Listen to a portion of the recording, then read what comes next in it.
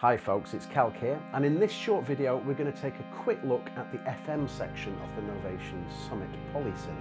It's quite a basic FM structure. Effectively it's cross modulation between the three oscillators, but it does allow for a lot of sound sculpting and you can get some very interesting sounds using it. Now once again we're back to our initialized patch. You can see on the oscilloscope here we just have a simple sawtooth there. Now with this FM control, what we're going to do is we're going to take oscillator 3 and fold that into oscillator 1. We're going to frequency modulate oscillator 1 directly from oscillator 3. This is linear FM. Now as I open up this control, if you see on the oscilloscope now, we start to get a different shape. And of course that has quite a different tone than a standard kind of sawtooth. Of course, in FM synthesis, we would often be using simple sine waves. Let's try the same thing now with a sine wave.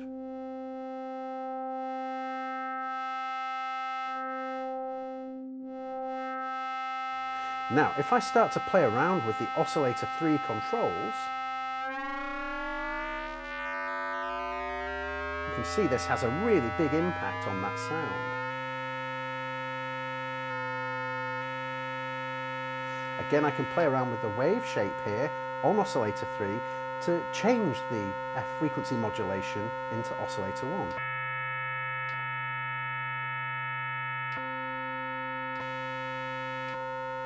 The real advantage of the wavetable aspect in FM means that we have even more controls over our oscillators that we can use to frequency modulate with.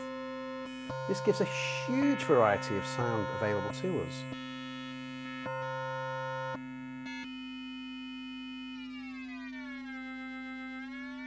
Again, I can use the wave shape to further control and shape that sound.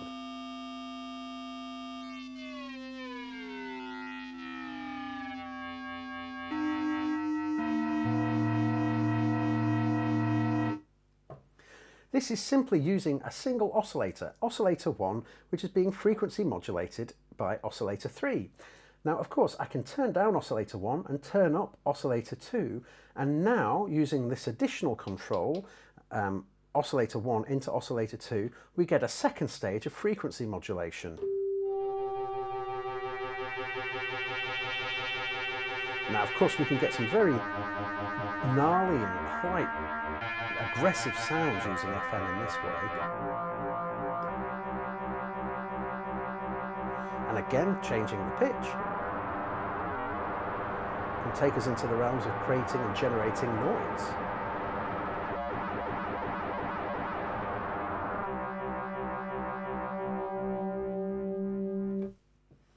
In addition, we can use this same control to use the modulation envelope 2 or LFO2 to effectively change the amount of FM between oscillator 1 and now oscillator 2.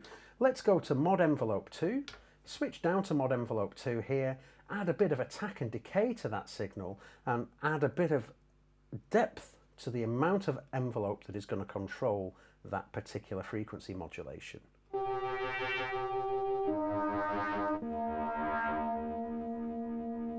If we go for quite a clangorous sound by playing around with the tuning and bring down the amplifier envelope, we can get some really nice percussive sounds.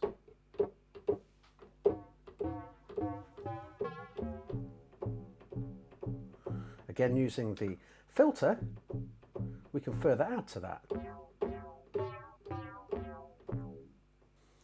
In fact, we can use all of the modulation controls available to us for the oscillators as well to further add some interesting control over the sound.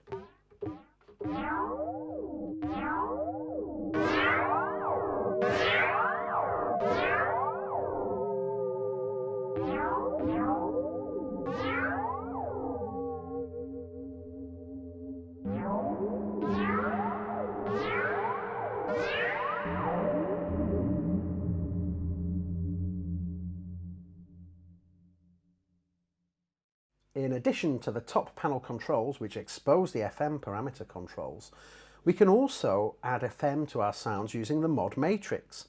This gives us a variety of different ways of being able to manage and control that. Once again, we're back to an initialized sound, so I'm going to just switch to two sine waves in oscillator 3 and oscillator 1. And in my mod matrix here, I'm going to basically find where I send oscillator 3 into oscillator 1. Here we go, FM, oscillator 3 into oscillator 1. As I increase the depth, we have our FM sound. But now perhaps I would like to use envelope number 1, mod envelope 1, and also the animate switch to turn that on. So let's just quickly set these up. And now put a shape here on envelope 1. And now once this is set up, I can use the animate switch to bring in and out the FM as I please. Here we have a basic sine wave, add some FM.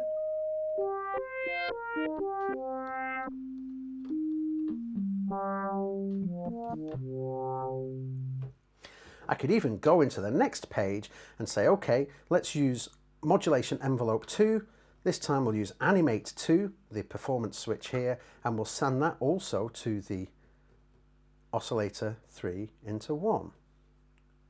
Add some depth, and now we can increase the amount of FM that is happening.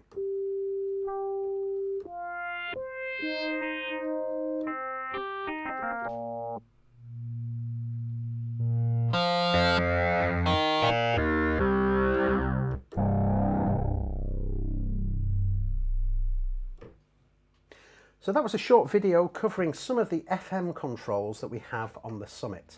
As I say, it's quite a basic FM algorithm. Effectively, we're just cross-modulating the oscillators between each other, but it can produce some incredibly unusual and very usable sounds.